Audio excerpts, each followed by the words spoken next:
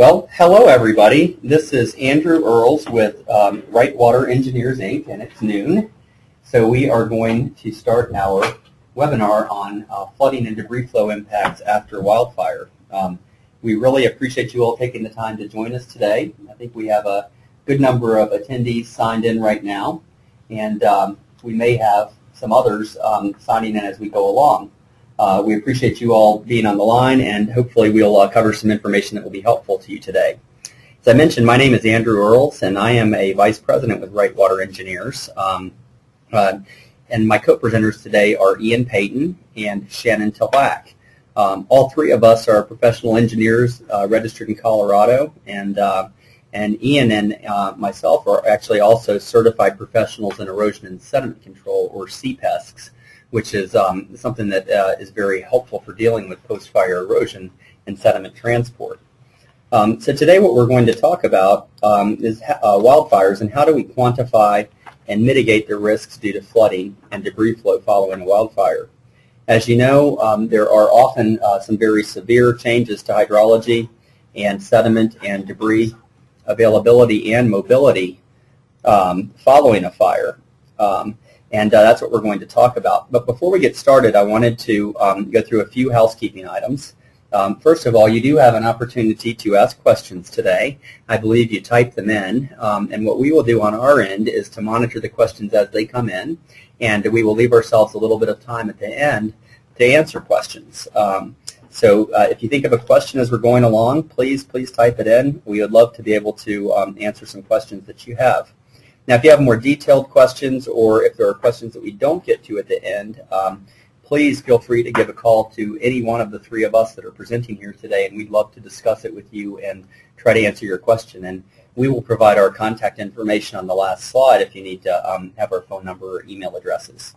If you have difficulties with the webinar, please call the main Wright Water number, which is 303-480-1700, and ask for Patty Pinson. She can help troubleshoot issues if you're having them. Also, you could always type it in like a question, too, just to let us know here where we're giving the webinar if we're having some technical difficulties. But hopefully we won't have too many of those. We are trying to record this webinar today, and I think we did a test run yesterday, and we're successful on that. But we are going to record this and try and post it afterwards. And if we're successful in recording it, we will email you all to let you know that it's posted. And you could share it with others if you want to, or if someone's not able to make it today, perhaps they can view it when they have time to. So that's enough housekeeping for right now. Let's move in to the presentation.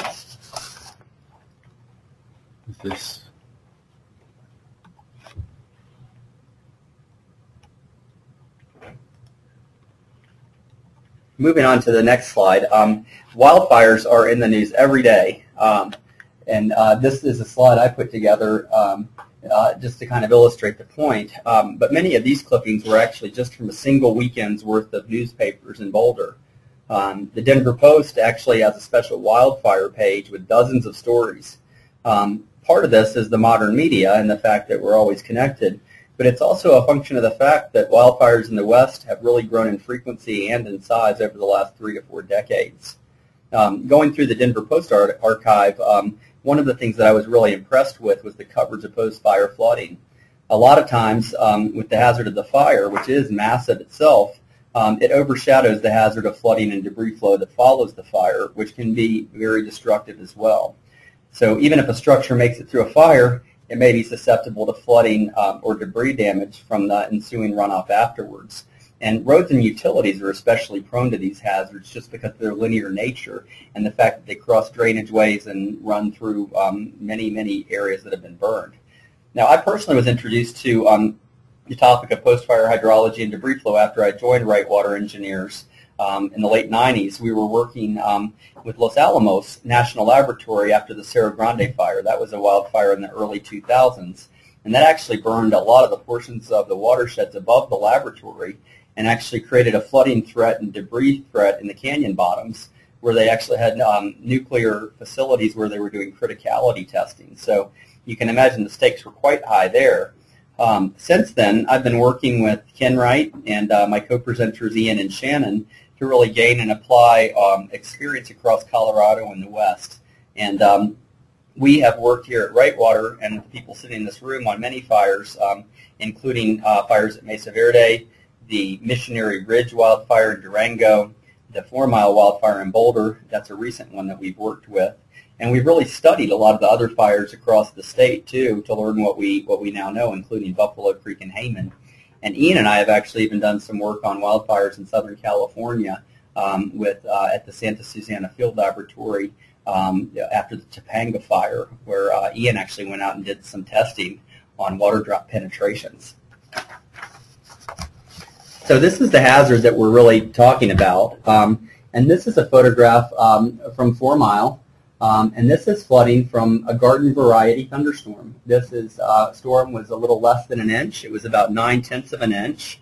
And it caused severe flooding. This was shortly after the fire.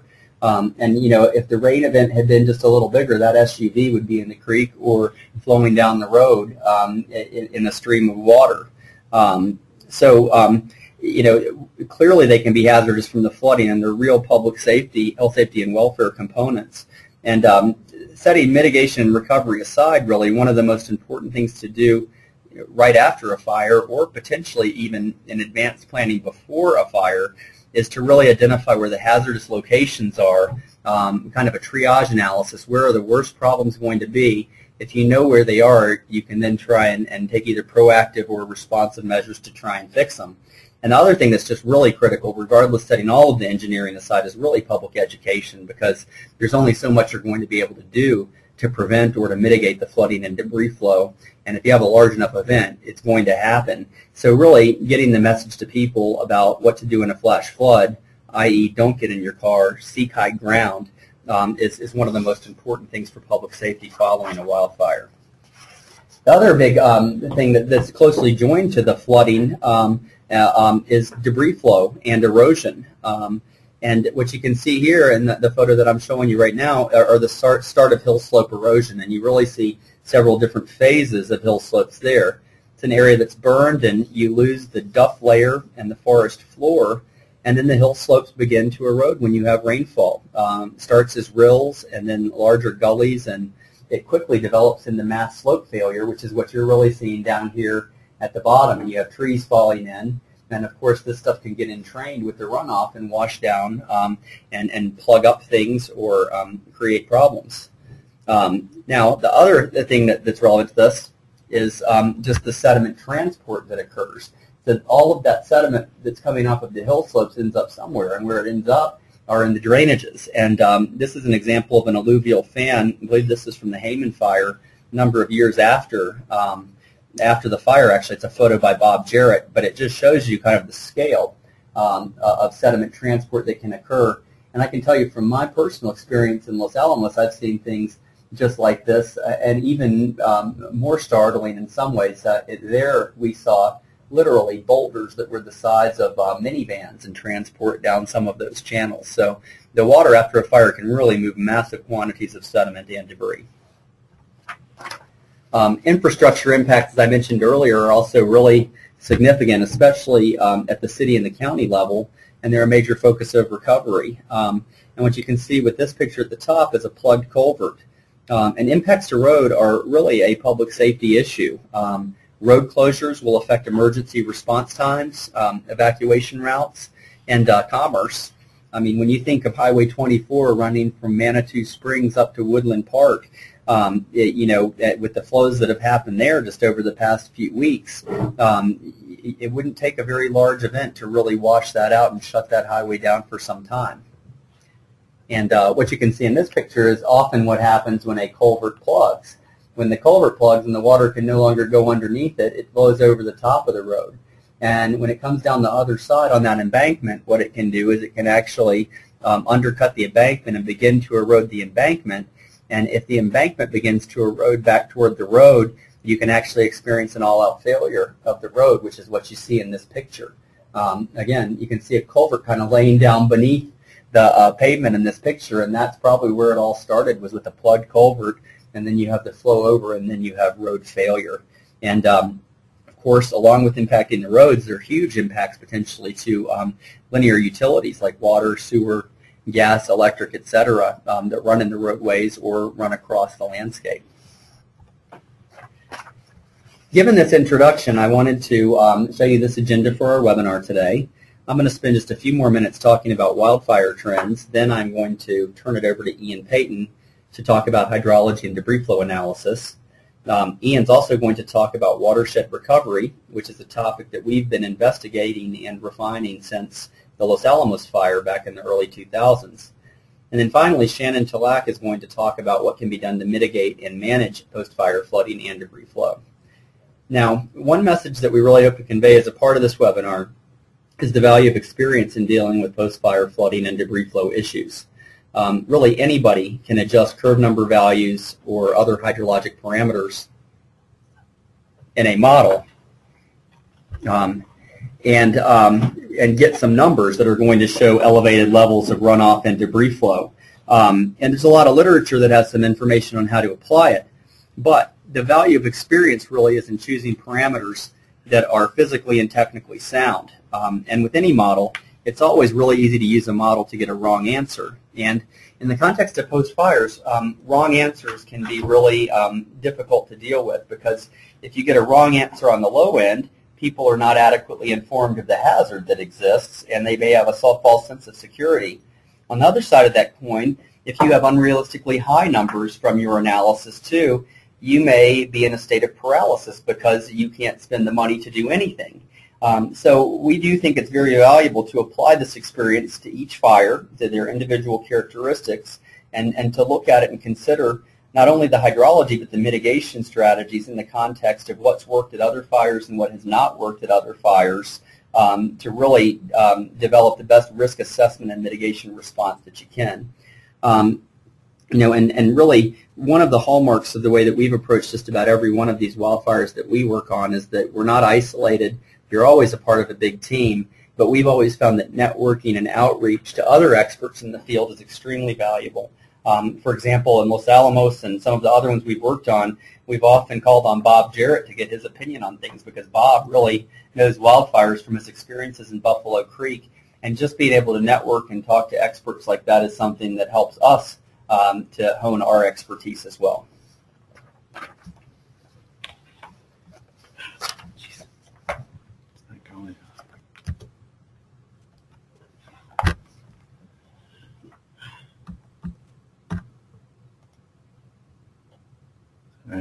Okay, sorry, we were having a little technical difficulty moving on to the next slide, but we think I have it worked out now.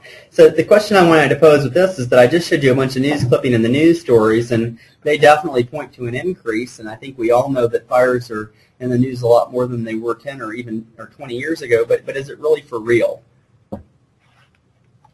And I want to tell you it is for real. This is some data from, I believe, Colorado State University for public and private lands.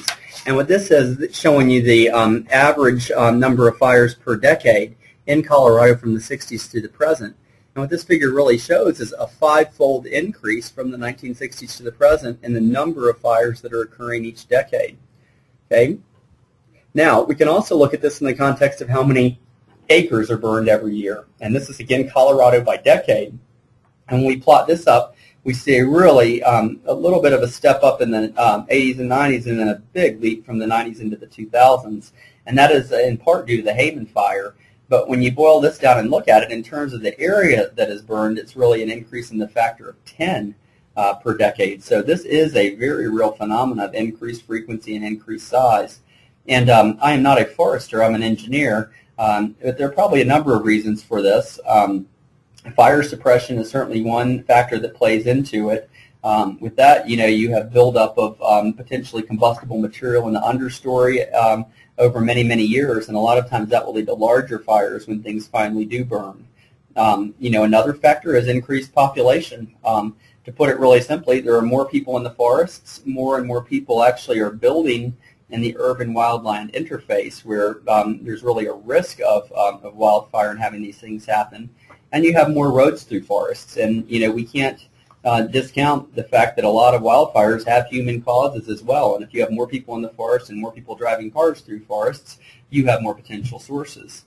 And finally, and probably the most significant factor of all, is really the role that drought and climate plays. And When a forest really dries out after multiple years of drought, it can be really significant, and the ability of the material to combust goes up, and your risk really goes up. And certainly since 2002 here in Colorado, we've really had some good drought years that have played into this as well.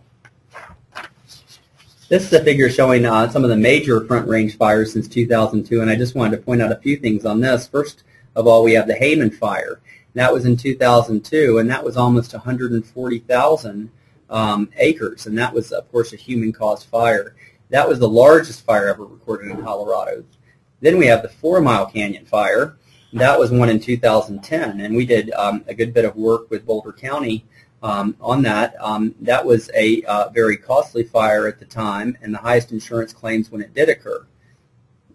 And then you have Waldo Canyon, and that set a new record in 2012 with over $450 million in insurance claims. And you can see at the bottom there you have Black Forest at nearly 300. And the one thing I'd say for probably the bottom 3, all of the 2012 ones, is those costs may still go up because the flooding threat still exists. I mean, a lot of us have seen some of these videos of the flooding and debris flow that's occurred in Manitou Springs and elsewhere throughout the state. So those costs are perhaps not the final numbers. And this is just a photo showing an aerial of some of the fires that were occurring in 2012. And you can see up north the High Park fire near Fort Collins, and the Woodland Heights fire, which was northwest of Denver. That was a smaller one. Waldo Canyon, of course, was a massive fire that I think most everybody on the webinar is familiar with. And then you can see down at the bottom the Webster fire down near Durango, looking at all those smoke plumes. Nearly half of the airborne fire suppression equipment in the United States was operating over Colorado in late June 2012. Now, this is kind of a slide that's intended to really put this in context for the West. And if you look at this list, these for the year of 2012 are the largest western U.S. wildfires. And the thing that's really pretty remarkable here is that none of the ones in Colorado from 2012 were even on the list. And in fact, if we take the largest area of wildfire ever recorded in Colorado in modern history, you have the Hayman fire at nearly 140,000 acres. It doesn't even make the top 10 list for large fires in the western U.S. in 2012. And this figure also illustrates the general trend. I mean, this is not Colorado. The earlier figures I showed you were for Colorado, but this is a figure really for the West, showing fires larger than 10,000 acres or more, which are big fires. And you see a similar trend with really increases from the 70s through 2010. In this case, you know, we're looking at a 3- to 4-fold increase, which is really significant. So if we have an increasing number of wildfires, we are also going to have increasing concerns about post-fire flooding and erosion, because this is something that accompanies virtually all but the lowest intensity wildfires. And it's especially pronounced in the West, where you have pine forests and different types of vegetation that may have some waxy components that can burn hot and lead to changes in the soil. So when we approach this, what we're really seeking to answer are a few fundamental questions. And Ian's going to walk you through each of these. But essentially the questions we're looking at are, what are the factors that affect post-fire runoff rates? There are factors related to the fire, and there are also many factors, physical factors of the watershed, that will affect post-fire runoff rates. And Ian will run through those. And the second question we ask is, well, how much do these runoff rates increase relative to pre-development, or pre-fire, I guess I should say. And the increases can be really substantial, as Ian will show you.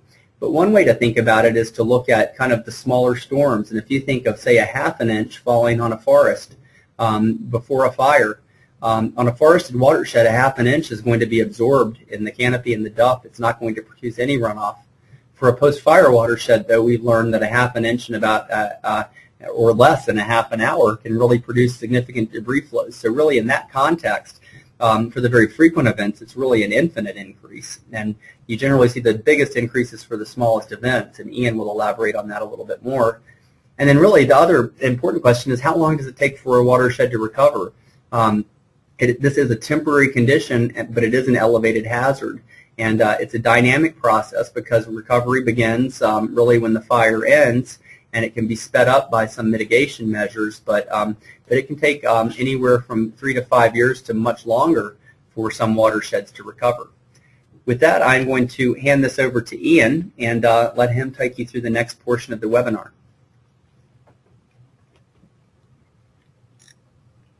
Great. Thanks, Andrew. I'd like to do a little change of headset here. So we're going to talk about, first of all, the factors that affect post-fire runoff rates. And many of these actually are probably common knowledge to the group involved with the webinar, but I think it's worthwhile to go through them quickly just to provide background information related to the post-fire hydrology. So first of all, certainly topography is a critical factor. And as common sense would dictate, the steeper the slopes you have, the more it magnifies the effects of a wildfire with both increased runoff and erosion. This particular photo is from the 4 Mile Canyon fire just below Sugarloaf Mountain there in the upper right. And certainly in that watershed, the steep slopes had a real bearing on post-fire runoff rates, as we'll talk about in a little bit. Another critical factor certainly is burn severity. As you would expect, increased severity generally causes increase in runoff rates, and we'll talk about the reasons why in just a couple slides here. The burn severity affects the soil water repellency and the removal of the duff material, which acts as a sponge. When talking about burn severity, you can characterize it really 3 main categories. The way burn severity is typically characterized is low severity, which would be just charred leaf litter. Moderate severity would be leaf litter is consumed and gone, and you have bare soil exposed. And high severity would be white fluffy ash, as shown in the photo here.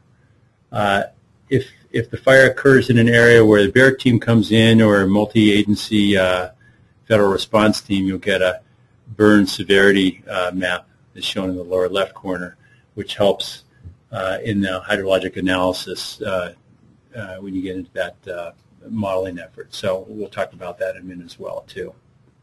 That in the lower left is the bear team report for the 4 Mile burn area as an example. So another factor certainly that's critical is the soil hydrophobicity. I think this is pretty well recognized.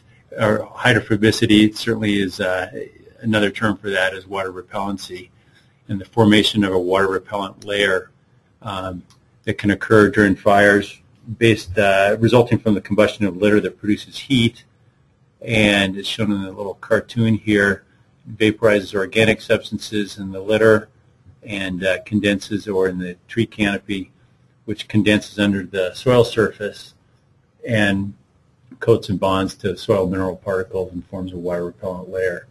And that water repellent layer results in increased runoff.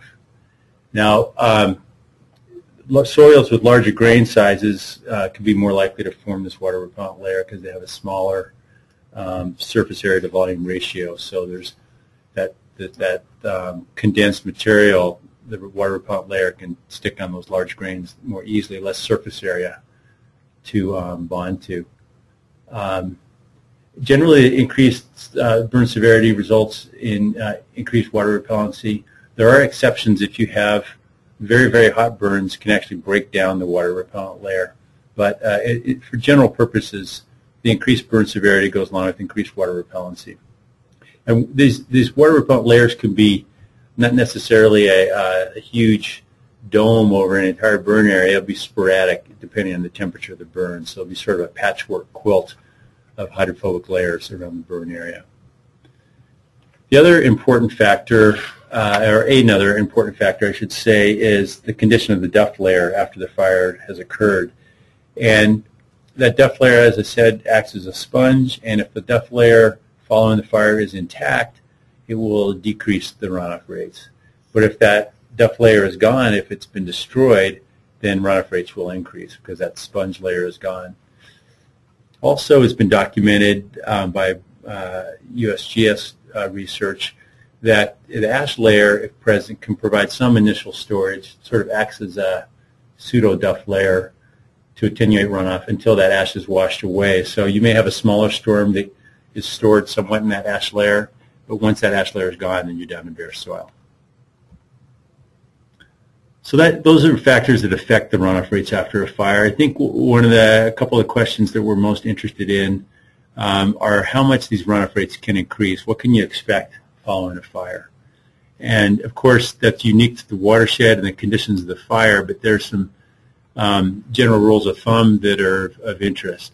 When you look at the amount of rainfall it takes to generate runoff, in the pre-fire condition, I think Andrew mentioned this, is it's common for a 1-inch rainfall or so or more to generate overland runoff in the forest. A lot of it is stored in that duff layer, it runs in the subsurface and reissues, but you really don't get much overland runoff until you get up a 1-inch rainfall or so. And again, it depends on the intensity, the duration of that rainfall. But then for post-fire condition, it's changed dramatically, where you may need only a 1/4 inch of rainfall within 30 minutes to generate runoff and associated flows of sediment and debris. So this condition changes dramatically. And just as an example, and of course this is kind of the subject of the talk, but as an example that just happened just last week near Manitou Springs, or in the Manitou Springs area in the Waldo Canyon, affected by the Waldo Canyon burn area, they had about a 1/2 inch of rain in 25 minutes. So it was roughly a 1-year event. You can see the rainfall distribution in the plot on the lower left. And here's a video from Highway 24, just near Manitou Springs. It shows you the kind of runoff they had.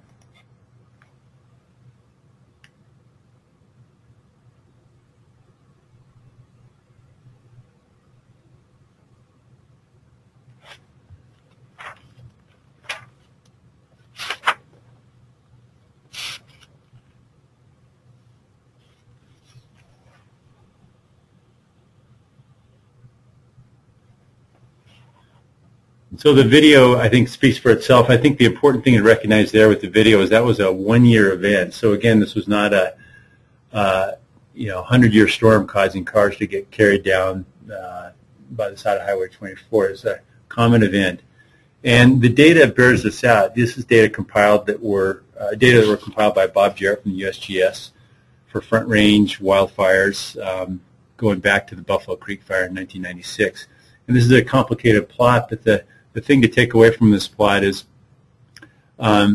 these data, the green data at the bottom are runoff data from unburned basins, and it's a log scale on the vertical scale for runoff, and the data in the upper, in the red, circled in red, is runoff data from the burn basins. And the point here is that increase in runoff rates, unit runoff rates, increased about 30-fold for comparable storms for the first year after a fire. So that explains why you see in the previous slide near Manitou Springs, you get a 1-year event the year after a fire, and that's within normal expectations. And in fact, this is up to 30-fold in this data set compiled by Bob Jarrett. In some cases, it'll be almost infinitely higher because a 2-year storm may not generate any runoff in a forested watershed, in some cases in the unburned condition. And then suddenly in the burn condition you have high runoff. So you see dramatic effects is the message here.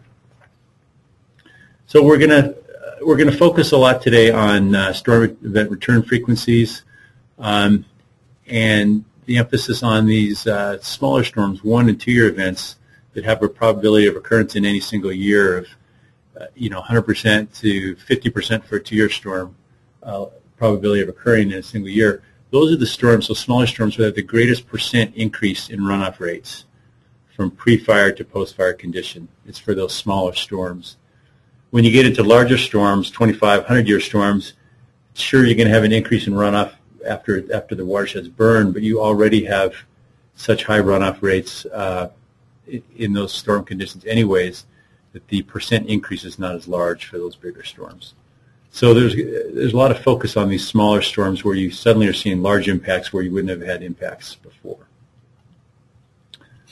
So a good example of the change in hydrology after fire was the 4 Mile Canyon fire west of Boulder. Happened in 2010. Here's a satellite image of the Front Range of Colorado. If you're living in the Front Range and were there that Labor Day weekend in 2010, you may recall the huge plume of smoke that came up along the Front Range. It was certainly visible from Denver, and had huge consequences for that area, as we'll discuss. Here's a map of the 4-mile burn extent. You can see it's just west of Boulder, literally about 4 miles. The burn came within the city of Boulder, roughly. This is the burn extent area mapped there in red. It was a little less than 6,200 acres, or 10 square miles. In terms of area, it certainly was not one of the biggest fires we've seen recently by any means, but there's a lot of homes up in that area, so it destroyed 169 homes, and as Andrew mentioned earlier, it was the most expensive wildfire in Colorado history prior to the Waldo-Caton fire. You showed the burn severity report earlier, and this certainly had a direct bearing on the hydrology for the 4-mile canyon post-fire hydrology.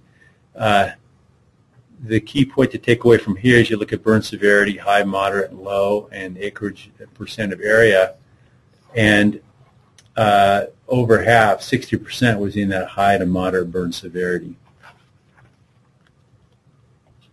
The variability in burn severity is visible from this aerial photo. This is looking towards the north, and you can see a severely burned area in the foreground shown with the red arrow, and an unburned area with the white arrow. And this is common. You get the patchwork quilt of burn severity. And of course, where the severe burn occurs and what's in that immediate local topography and the other variables we talked about earlier, they all are factored in when you start trying to forecast what your runoff will be like following the fire. Another critical factor, the slopes in the 4-mile burned area, and again, it's a steep watershed.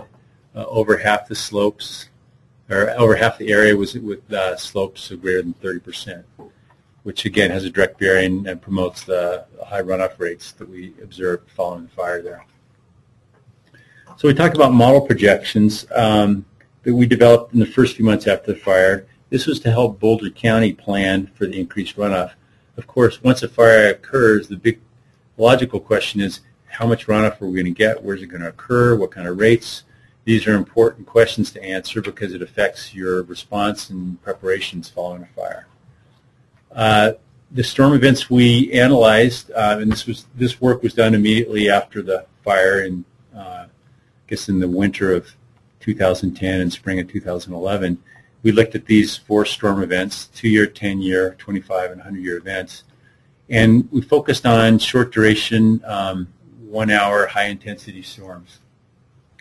These are the storms that, in our estimation, were going to produce the greatest peak runoff rates. And, of course, selecting the right storm event to analyze is critical because you need to analyze the proper storm to figure out which ones are going to cause the problems for you.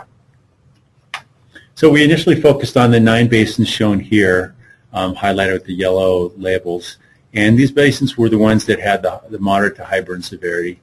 And these were all relatively small subbasins, less than half square mile, all of them except for one was slightly over half a square mile. And this plot shows results for, this is for a 2-year, 1-hour event. And I know there's a lot of information here. The key point here is you can see the basin numbers along the bottom. And for each basin, we developed a prediction for low, medium, and high estimates as far as runoff from the 2-year, 1-hour event. And on the vertical axis, the unit rate of runoff, that's cubic feet per second per acre. And this was using the HEC HMS model. And as Andrew mentioned earlier, it's selection of, we used a curve number loss method for the model, and selection of curve numbers is critical here. You need to select curve numbers that are representative, don't overestimate, yet don't underestimate what your runoff will be post-fire. So we did this range of conditions, the high, medium, and low, to give sort of an anticipated range. And the dark bar there is the anticipated runoff forecast for the 2-year, 1-hour event. Now, for a check for this particular storm event, we saw about one cubic feet per second per acre for these different basins. And for a reasonableness check, we looked at another burn area, Pajarito Canyon, somewhat comparable characteristics. And for a 2-year storm, they had about 1.1 CFS per acre. So for a reasonableness check, this checked out as far as that unit rate of runoff. We did comparable analyses for the 10-year event, where, as you would expect, going from the 2-year up to the 10-year event, that unit rate of runoff goes up. So this increased about 1.5 to 2 CFS per acre. And then for the 25-year event, it took about 2.5 to 3 CFS per acre.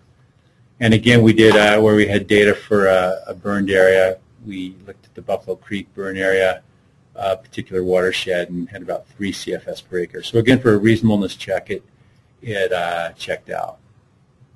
So those were modeling individual basins, and from there we developed a routed model. This is sort of a second step in the process. We routed all those basins together, and again, this plot's got a lot of information on it, but we calculated routed runoff rates for all the basins, sub-basins routed together at different locations, critical locations in the watershed. And we're going to focus here at the confluence of 4 Mile Creek with Boulder Creek, highlighted there with the red circle in the lower right corner. So this is model projections versus measured runoff on July 13th. So this is about 10 months after the fire. There was a storm that occurred that was just about a 2-year event. So this was a good opportunity to compare with the model projections and see what actually resulted. And so the model projection flow rate was about 670 CFS at that location. The actual measured peak flow rate was about 770 CFS for that 2-year event. Now, this particular plot, I think, is very important because it shows you this is a USGS gauge at that location. The flow rate, as I said, measured after that 2-year storm was about 770 CFS. You can see in the upper right corner, almost off the chart there, if you will. And the important thing to recognize here is that flow rate was about 3 times higher than had ever been measured at that particular gauge.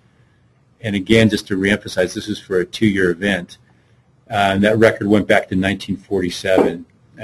It was, albeit it was an intermittent record, it wasn't continuous, but you can see over that period of time where flow had been measured at that gauge, this 2-year event following a fire was much, much higher than had ever been recorded before. So here's the pre-storm condition. This is the same location Andrew showed a photo before. You can see the forerunner, the red-orange forerunner there. Prior to the storm, it's just a trickle. And during that storm, this photo shows it was a raging torrent. And fortunately, no one was captured in that, and people got away okay with that. But it just shows you how significant the impact can be from a 2-year event following a fire.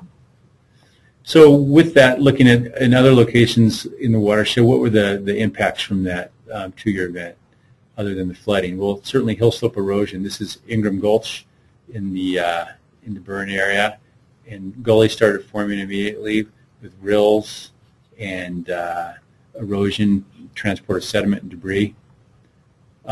This is at the bottom of the Ingram Gulch. You can see the huge quantities of material in the washed out road.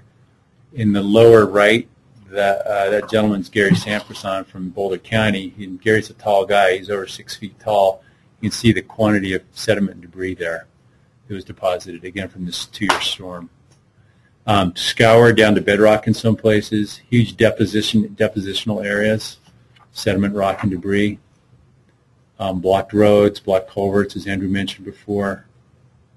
No washed out roads, fortunately. So serious impacts.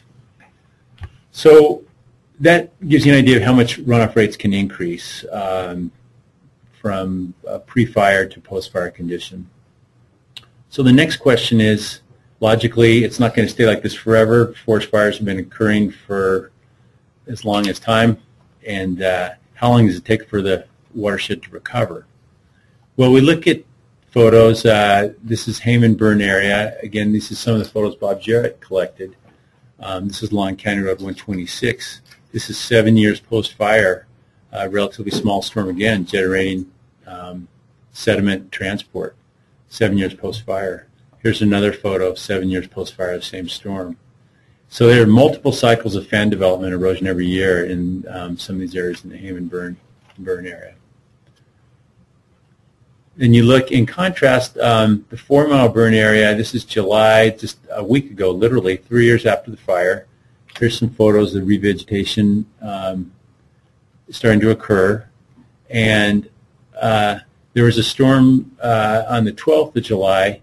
It varied across the watershed from 0.3 to 0.9 inches in approximately 2.5 hours, varying by rain gauge. But the interesting thing to see here is the response at the rain gauge. The flow rate had a very marginal increase from roughly 1.5 CFS to 4 CFS. So really virtually a blip on the hydrograph there. You know, it is important to recognize this was a relatively small storm. It was less than those 2-year events that we looked at earlier for the 4 Mile. But you can see the watershed starting to recover. But it's important to note if it was a larger storm, say a 10-year, 25-year event, you'd see a larger difference. You'd see a bigger effect because there's still revegetation needs to occur and development of the duff layer. So when we talk about observed recovery periods, it's a function of multiple variables, including watershed characteristics, the burn severity. Certainly vegetation recovery is very, very important. And efforts to help that vegetation can certainly speed that process up. But in the shorter recovery period, it could be 2 to 3 up to 5 years to start to get a substantial hydrologic recovery in terms of response to hydrology. A longer recovery period, as we saw for Hammond, could be 7 to 10 years to get a substantial hydrologic recovery, or even more in some cases, up to 20 years, especially when we're talking about delivery of sediment and debris. But to get complete hydrologic recovery, really to get to the pre-burn condition, you need to reestablish that duff layer fully. And if you really want to duplicate the prior condition, it's getting that canopy back, which takes a long, long time. So full recovery takes decades, literally. So we'll talk about probability of storms occurring, and we're going to focus on these more common storms because, as we pointed out earlier, these short duration storms cause a lot of impacts, and they happen frequently. So looking at a 2-year event, the probability of it happening over the next 10 years, it's 50% probability of a 2-year event occurring within 1 year following the fire. It's 75% probability of a 2-year event within 2 years following a fire, and it's a near certainty that a 2-year event will occur during the next 10 years following a fire. So you see, it's not surprising that you see, like what we saw at Manitou Springs or 4 Mile Canyon, you have these big events right after the fire because it's a near certainty these types of events are going to occur. You can generate similar curves for other storm frequencies and use that in your analysis of different types of impacts if you have valuable resources at risk. The other thing you can do is generate a recovery curve. This is sort of a hypothetical recovery curve for a particular basin for a 10-year event. You can develop these recovery curves depending on the basin, and it's basically the ratio of peak flow rate post-fire versus peak flow rate pre-fire. So we're up, you can see at year 0, for this particular watershed, we're up close to 20 times the flow rate as it was compared to the pre-fire condition. And it tapers off as you get towards, in this case, about 10 years out. Now that flat part of the curve up at the top, that's where the duff layer is sort of starting to reestablish itself, and then the curve will drop off as the recovery starts to occur. So you can customize these curves and use this in your projections. It's a forecast. And you can just make estimates on how you think a particular watershed will recover, but use that in your determination of what type of measures you might want to implement following a fire in sort of a cost-benefit analysis, what types of assets you have at risk. So with that, I'm going to turn it over to Shannon, and she's going to get into talking about types of response measures that you can implement following fire. So here's Shannon. All right, thank you, Ian. So like Ian said, immediately following a wildfire, there are a number of response measures that can be implemented, one of them being public education. Public education is one of the most important things that can be done after a wildfire. And this can be accomplished by holding public meetings to help inform the public of what could be expected after a wildfire. So it's also very important to have warning signs posted. For example, the sign shown on the left is posted at the entrance to the 4 Mile Canyon, and it warns the public that they are entering the burn area where there may be falling rock and debris and to climb to safety during a flash flooding event. And it's also very important to have an evacuation route that the public is aware of and that is well identified with signage. One of the higher priorities for vulnerable properties is to purchase flood insurance. It's very important to note that a property does not need to be located in a mapped floodplain to be eligible to purchase flood insurance. But however, you really should be aware that there is a 30-day lag period for the flood insurance to become effective. So therefore, if your house is located near a drainage way, then honestly you should be thinking about purchasing flood insurance even before the fire is put out. So now there are some actual on-the-ground mitigation measures that can be implemented immediately following a wildfire, and we're just going to kind of discuss a handful of these mitigation measures that are more commonly installed after a wildfire. The first mitigation measure is flood barriers, which can consist of sandbags. Properly filled and placed sandbags can act as a barrier to divert moving water around instead of through buildings. And sandbag construction does not guarantee a watertight seal, but in most cases it's satisfactory in most situations. Another flood barrier option is the use of jersey barriers combined with sandbags. And this could be a good long-term option if the intention is to keep them installed for a few years. And in this particular picture, they're using a combination of sandbags and jersey barriers to try to keep the water from flooding a house that's off to the right, away from the picture. So there are several pros to using flood barriers, such as, number one, they're easy to install and homeowners can implement them themselves. And number two, they can be an effective way to reduce floodwater damage. And in some cases, some communities may actually provide sandbags to the public. Conversely, the cons to using flood barriers are that it can be labor intensive to fill the sandbags and to be sure that the sandbags are properly placed to be the most effective. And then also having sandbags or jersey barriers around a property can limit the access to the properties and can have poor aesthetics. The cost for sandbags is just estimated to be approximately $2 to $3 per sandbag. Aerial mulching provides immediate temporary soil cover to hill slopes inaccessible by ground-based equipment.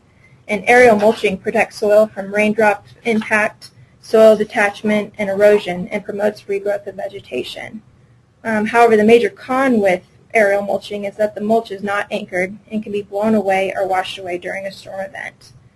The cost is highly variable depending on the application rate, the helicopter cost, and the proximity of staging areas. So with these factors in mind, it's estimated that aerial mulching could cost anywhere from about $1,500 to $2,000 per acre. Another mitigation measure that proved to be very effective after the 4 Mile Canyon wildfire is log check dams. And as you can see in this photo, log check dams can be constructed from burned logs readily available. These log check dams can be installed higher up in the watershed within first order waterways to capture the larger debris, but it allows the smaller fines to pass through. Log check dams are manually constructed, so they can be installed in difficult-to-access areas, and since they use local available timber, they're relatively cheap to construct. For example, Boulder County estimated the cost for these check dams that were installed after the 4 Mile Canyon fire to be approximately about $250 per check dam. The cons of using log check dams are that since they are manually constructed, they are labor-intensive and they don't address revegetation. So debris racks are structural measures placed at the culvert inlet to route the major portion of the debris away from the culvert entrance, and therefore protects the culvert from plugging with debris. Debris racks are sized to retain the anticipated type and quantity of debris that can be expected.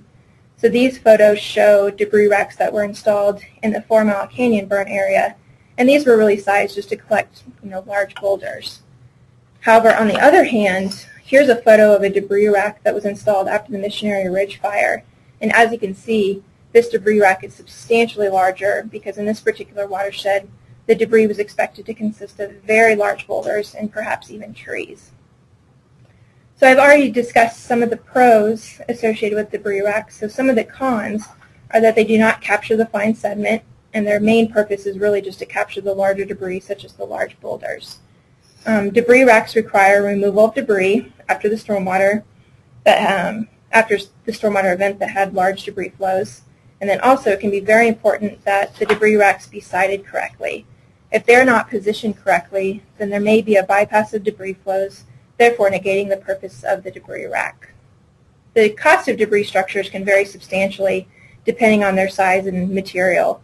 Like I said, the debris racks installed for the 4 Mile Canyon area were approximately $5,000 to $10,000, but much larger debris racks could be on the order of up to about $30,000 each. Detention basins can be installed if there is land available along drainage ways, and the primary purpose of the detention basin is to capture and store the sediment. Typically, detention basins would provide little benefit with actually reducing the rate of runoff coming down the drainage way, because depending on their size, they would fill up very quickly with water, but it just allows a place for some of the sediment to drop out.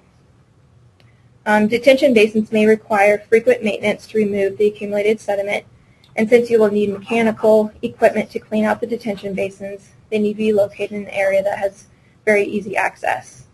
And the cost of detention basins obviously are very highly variable, and it just depends on the size, location, and access, among other things.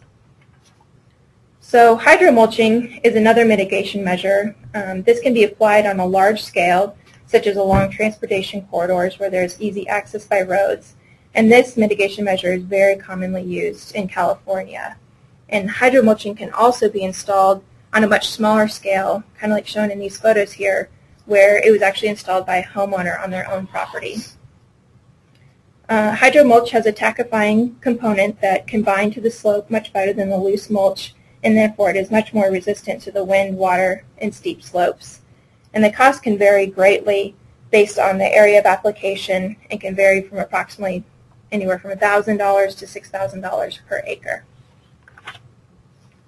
So next are the log erosion barriers, and this is also actually called contour felling. And log erosion barriers are logs placed in a shallow trench along the contour. Log erosion barriers reduce erosion by stabilizing the slope by providing surface roughness, improving infiltration, and trapping sediment. Log erosion barriers can be installed over a much larger area, and as can be shown in this photo here, you can see the large extent of the log erosion barriers that were installed. The pros of using log erosion barriers are that they use local timber and that they can be implemented in difficult to vegetate areas. However, if log erosion barriers are not installed properly, then they can actually concentrate runoff and erosion at the end of the logs. The U.S. Forest Service has actually reported several problems with log erosion barriers, such as, number one, trees improperly bedded cause runoff and erosion under the log. Number two, the log erosion barrier density wasn't sufficient for the slope and burn severity. And number three, areas with rocks prevented proper installation and accelerated erosion. So costs can vary anywhere from about $500 to $1,500 per acre based on the number of logs placed per acre, site access, and the terrain. So that kind of concludes our presentation, but we'd really like to thank all of you for your participation in this webinar. Of all the information that we provided you with today, the real take-home message is just that it's not the 100-year storms that are usually causing the flooding and erosion problems. You know, as was evident in Manitou Springs last week, it's really just the smaller, more routine storms that can cause substantial damage. So with that, we'd like to invite any questions that you guys may have by typing them in. And it actually looks like we have a couple questions already, so I'm going to hand this over to Andrew, who will be moderating some of the questions. Thank you very much, Shannon, and thank you all for participating today. We do have a couple of questions that we wanted to try to answer, but before we go to the questions, I did want to mention a few acknowledgments really quickly. You know, all of the work that we have conducted and learned on wildfires has been supported by a lot of municipalities and clients that we've helped with these projects, and that would include recently, of course, Boulder County and the folks we worked with on the 4 Mile, and the city of Boulder's also been involved with that as well. When we worked down in Durango, we were working on the Missionary Ridge Fire with the Florida Water Conservancy District. And we also want to acknowledge the USGS because the science and the methods that they have developed, some of which have come out of the Los Alamos fire, really provide very useful tools for what's being done. And we've always really valued input from the USGS and enjoyed collaborating with them. And of course, we'd want to acknowledge Los Alamos National Laboratory, which is where I really cut my teeth with the with the Cerro Grande fire. So in short, none of this would have been possible without these clients, and it's sad that these disasters have occurred, but they really provided an opportunity to learn a lot more about managing post-fire and recovery.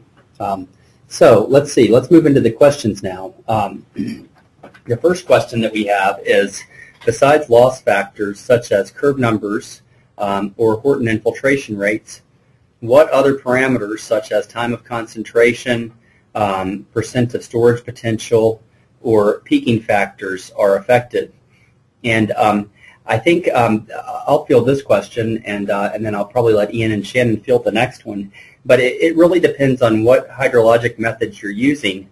And for methods like the curve number method, the time of concentration is often tied in a way to the curve number as well. In that case, it's the lag time that it's tied to. So a lot of these variables are interrelated.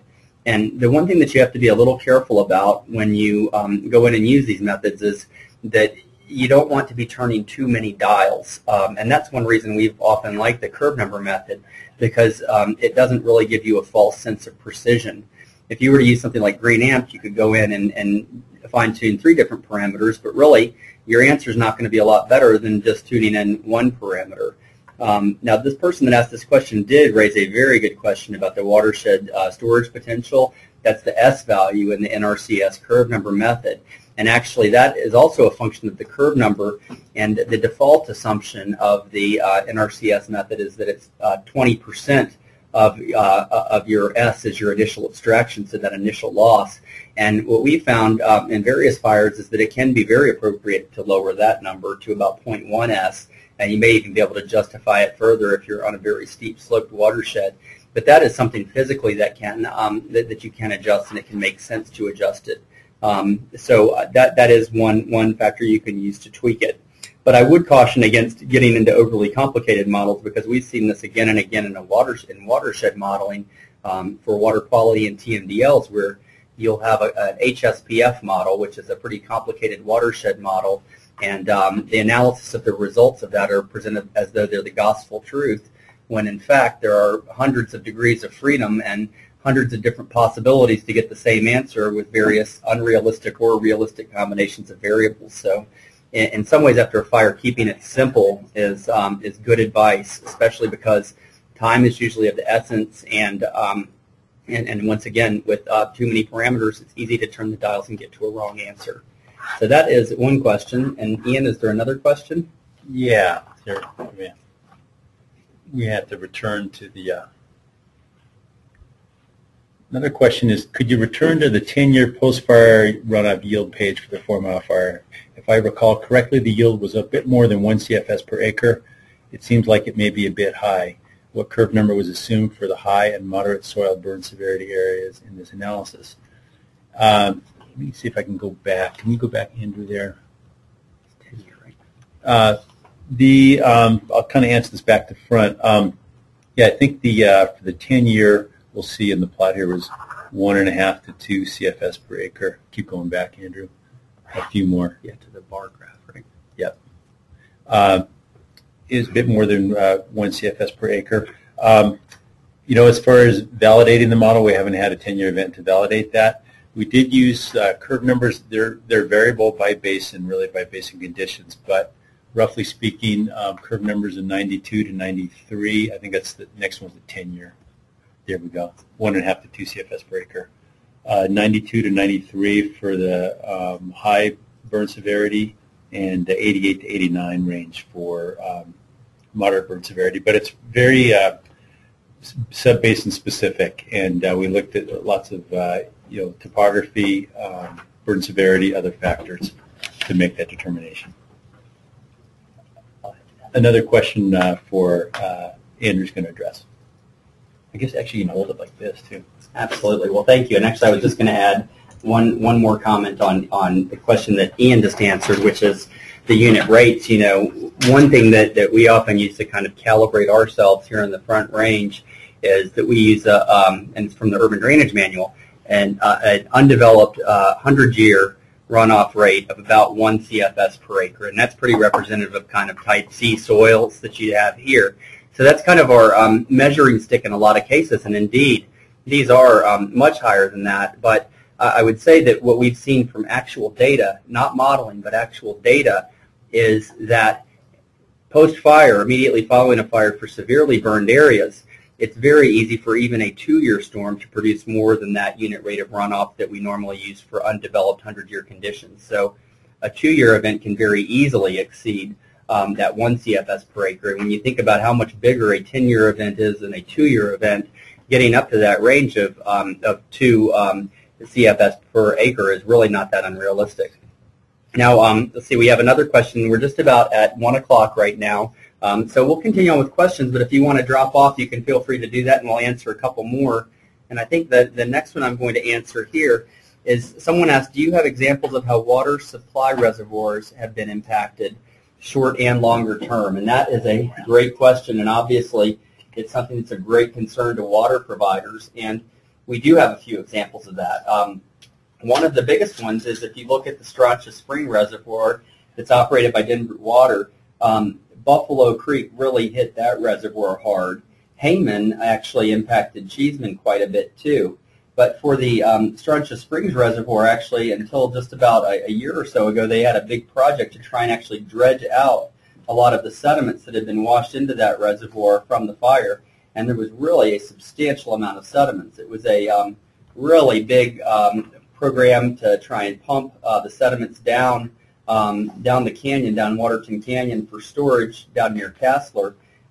It proved to be very difficult. The pipe had abrasion problems, and when you're trying to muck it out of a reservoir that large, it's never easy. I mean, obviously, source controls and preventing the sediment from getting there is the best thing, but on the scale of a watershed the size of what drains to Strontia Springs, that's just not always feasible. Now, there is one other example that I wanted to mention to you, and it's because when you do have water supply infrastructure and really valuable infrastructure, sometimes it makes a lot of sense to really go the extra mile. And that example is actually the job we did down in the Missionary Ridge wildfire with the Florida Water Conservancy. That job was actually, we were studying one watershed that was severely burned. It was the Knight Canyon watershed. And that sat right above the spillway for the Lemon Dam, which is just outside of Durango. Florida Water Conservancy District was very concerned at the time about the potential for debris to impact the dam, to potentially block the spillway, and they were worried about issues with dam failure and dam stability, as well as water quality. And what we did in that case is we assessed the watershed, and we made a lot of recommendations, and it was very successful, actually. And the reason it was successful there is because the guy from Florida Water Conservancy District that we were working with, who you may have seen in the picture with the trash rack, he's a guy named John I. He was very, very gung-ho on implementing BMPs, and if we told him to put in two log barriers, he'd put in 4. If we told him to do 3 sediment traps, he would double it and do 6. And it really paid off having that kind of density of BMPs. I don't know that I've ever seen that kind of density in a burned watershed, but the effect of it was amazing. Within a year of when that watershed burned, they had a rainfall event that I believe was a little more than 2 inches. So it was a very significant rainfall event. And you would not believe it, but barely a drop of muddy water came out of that watershed. The dam was preserved, and actually the quality of the water was quite good coming out of it, considering it was a burned watershed. So the message is there is that for some things where you have water supply, especially in a state like Colorado where we do not have a lot of it, there's a lot that you really want to pull out all the stops to protect what you have. And Ian and I and Shannon have been having some internal discussions as well about planning ahead for these things, because we do know where our water resources, our drinking water resources are, and we also know how sediment's going to move if a watershed burns. So really doing some analysis before a fire and figuring out where the greatest vulnerabilities are and looking at what may be able to be done as some sort of a preventative measure or a measure to offset it when the fire does happen is something that could potentially be valuable to water providers. So that was that question. Let's see, I think we have a few more. Well, someone did just ask the question, do you have any recommendations for BMPs to install before fires? And I think for that, it really is a matter of looking at how the drainage occurs, and looking at your culverts and things like that, because really those are the points where you are going to be most vulnerable. And there isn't really any sort of magic bullet you can put in before a fire that's not going to burn up in the fire.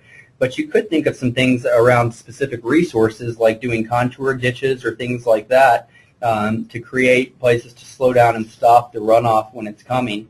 And that is something that could potentially be done a little bit before a fire with some advanced planning. Okay, I'm going to hand it over to Ian for one more question, I think, and we have a few others too, Shannon. Just a couple. Just a couple. We'll work through the questions, and please stick with us if you'd like, and we'll be done with them in probably another 5 minutes. But I'll let Ian field the next one.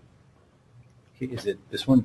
You take your question. The question is, what is the possibility of federal state funding for major drainageway stabilization on private property? And there is, the one thing that comes to mind is CWCB, Emergency Watershed Protection Program funding, that you can use for major drainageway stabilization. That's one source. And in 4 Mile Canyon, the NRCS funding that was obtained, there's certainly private property that's intermingled throughout the 4 Mile Canyon burn area. So the thing is, that wasn't actually where the measures were implemented. But sometimes you can implement measures using these different funding sources that are just immediately upstream. They may be on public property just immediately upstream, so the private property owners still benefit from that. Oh yeah, the other thing we did want to mention is you can certainly, private landowners, and one of the slides there was the hydromulching was from the Waldo Canyon area. That was a private homeowner we worked with who did stabilization measures herself, the property owner did, working with us and with CDI, a contractor, to implement the measures. So certainly you can have private property owners do that themselves, but you're not getting that federal or state funding. Other questions, this one here. After installing the check dams in Boulder County, the original plan had dams spaced evenly throughout the watershed. However, in practice, it seems to be more effective to concentrate the dams in the lower portion of the watershed to maximize sediment capture and decrease flow velocity. Are there any practical guides for check dam spacing or calculations that can help with the spacing? Well, that's a good question. Those log check dams are intentionally very small, so that if they're made primarily with burned timber, so if any of them fail individually, it's not going to be a catastrophic kind of failure. So they're all sized 2 to 3 feet in height. And as far as installing them lower down in the drainage, it's true that there's certainly more sediment concentrated lower down in the drainage, but also the complication there is they can get overwhelmed with sediment if they're too far down. So you don't want to you have to be careful locating those log check dams that they're in. Generally, as Shannon mentioned, a first order tributary kind of channel that doesn't get too much sediment load. With that being said, lower down in those first order tributaries, you're going to collect more sediment than higher up. That's certainly acknowledged. Higher up in the basin, you just won't have the sediment load. As far as practical guides for check dam spacing or calculations, again, I would say I think that's really watershed specific because of the sediment yield in the particular basin and the steepness of the slope and the amount of material you expect you might be storing. So that's to give it. I don't know if there's a general answer for that. It's really case specific where you need to look at what seems to be appropriate for spacing those. This is Andrew again, and what we're going to do is we're going to answer one more question here. Well, Shannon says there may even be one more after that, but I'm going to read this question. The one thing I did want to mention, because we are getting a few questions about whether this will be available or not, and we are planning on posting it, and what we will do, Patty's here nodding her head, we'll email all of you who signed up for this with a link to be able to access it once we test it out and be sure that it works. But this should be available, and please do feel free to share it with your friends, and we'd be glad to try and and assist if we can, obviously. This is a subject that we know very well and we're passionate about. And it's unfortunately something that is a real need in Colorado this summer and with the increasing trends in wildfires. So with that, I'm going to just one last question and then we'll sign off here. And but the question is that there's been some research at CSU regarding slash burn piles, and it concluded that erosion control using mulching is ineffective in general unless the hydrophobic layer is manually broken down. And the question says, can you address this issue? And yes, that is, a lot of post-fire BMPs, including mulching and even seeding in some cases, may not be effective if you have a very strong hydrophobic layer. And part of the reason for that is that if you apply these things to a surface and there's a hydrophobic layer beneath it, when you get a 1/4 inch of rainfall, you have runoff and it washes all of that stuff off. And, when you're talking about applying mulch to literally square miles or thousands of acres, it's not like you can crimp it in the way that you would on a smaller site. So you do have a risk of it blowing away in the wind or washing away in the runoff. Now, that's not to say that mulch is entirely ineffective, because in 4 Mile we've seen some benefits from it. Sometimes it takes multiple tries, but that area, the understory, really is recovering. And what the mulch can do is it can provide a couple of things. One of the things that it does is it dissipates the energy of the raindrop as it's impacting the soil. If you have good mulch coverage, it can really help with that rainfall impact erosion that's occurring, because that's where the erosion really begins. The other thing that it can do when it's laying on the ground is it creates a more tortuous or winding path for the runoff. Now that usually is mostly effective if you actually have it really crimped in well, but it is effective in those ways and can be effective when properly used. The one thing I would say about the hydrophobic layer that sometimes is a bit of a misconception about it is that it's this uniform layer beneath the entire burn area. And, certainly in some areas where you have very high severity burns and fairly uniform cover and soils, you can get a pretty uniform layer over a sizable area. But it's far more typical to have a real mosaic pattern where you may have hydrophobicity here and then 5 feet away you may not have it because the temperature of the fire may have been slightly different, or the vegetation that was over that spot may be slightly different. If you do have a really, really strong hydrophobic layer, one of the most effective ways to break it up is to go in there manually with axes or hose and to do that. And I know after Los Alamos there were a lot of people going in and doing that in the forests there. But the other thing that breaks down hydrophobicity is just moisture over time. And really the best moisture to break down hydrophobicity is really kind of slow release moisture. So in Colorado, if you have melting of snow, things like that, or a snowpack is really something that's going to go a long ways to beginning to break down that hydrophobic layer. And Shannon, any more questions? No? I think we've worked through most of the questions, and with that we will conclude here. But thank you very much for participating in this webinar.